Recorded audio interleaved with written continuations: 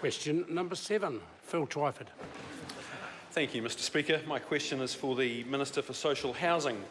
Does she stand by her statement, and I quote, "Look, I can't guarantee that," unquote, when asked if anyone living in a car can go to a government agency today and get a roof over their head tonight?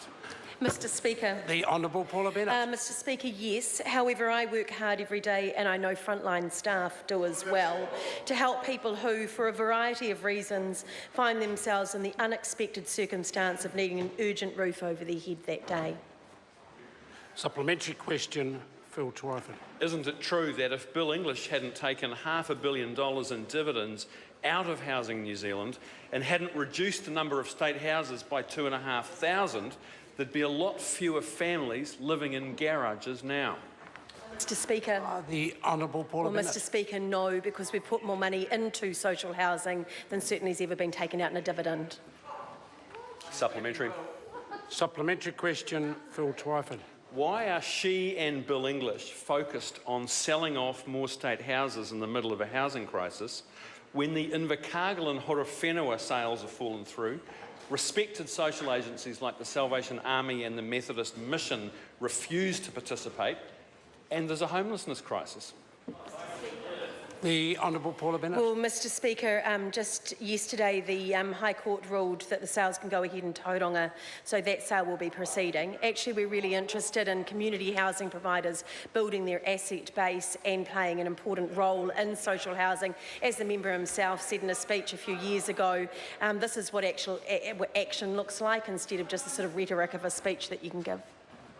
Supplementary. Supplementary question, Phil Twyford.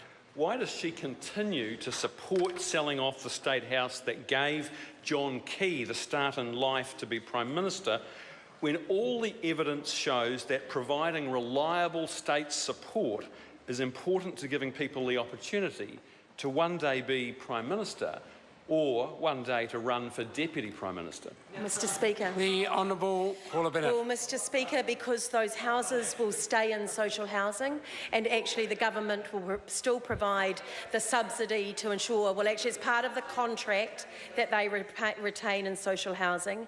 The government will continue to pay a high proportion of the rent as they do now through subsidies, and actually increasing the number of people that own them through community housing providers is a good thing for those tenants. Supplementary.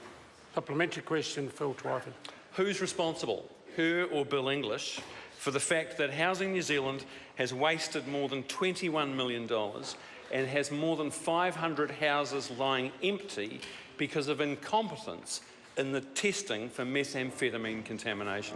Mr Speaker. The Honourable Paula Bennett. Well, Mr Speaker, there have been health and safety issues around meth-contaminated houses, and up till recently the only measure that they have had has been one that's been at the 0.5 and a health one that's been dictated. We would like to see more houses available for those tenants quicker, but at the end of the day there's also contractors that need to clean them out and feel that they're safe, staff that are in them, and in fact we have people saying that they want to move out of those houses because they're concerned about the contamination. Supplementary. Supplementary question, Phil Twyford. Does she think that her stuff-ups around flying squads that never existed, paying people to get out of town, leaking personal information about Te Puia Marae Chairman Hurimoana Dennis are the reason that the Prime Minister doesn't have the confidence to name her as his successor? Yes, that's right. The Honourable Paula Bennett. Mr Speaker, I think the fact that more than $350 million has gone into emergency housing in the last 18 months, the fact that we've got more than 3,000 new social houses in the pipeline and one's being opened every single week, that we house more than 150 people each week off our wait list, and that New Zealanders now have hope, which they didn't have under a previous Labour government, that actually they will have a roof over their head and a government that cares, speaks for itself.